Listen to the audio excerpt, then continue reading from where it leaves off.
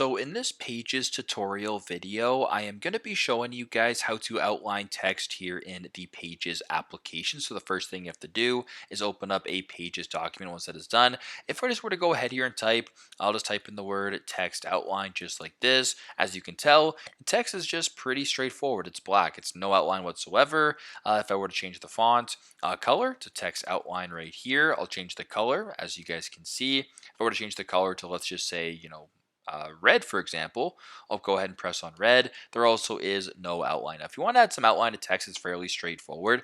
For this demonstration, if I were to just highlight this red text right here, go to this little gear icon on the right hand side of your screen, press on the drop down, and where it says outline right here, if you were to simply just go ahead and press on the check right there, and then if you were to go below, first off, you can change sort of what the outline looks like. You can change to like a solid line, a dotted line, whatever the case may be. You can also change the thickness or the thinness right here. So if you want to make it a little bit less thin or a little bit more thick, you can go ahead and do that as well.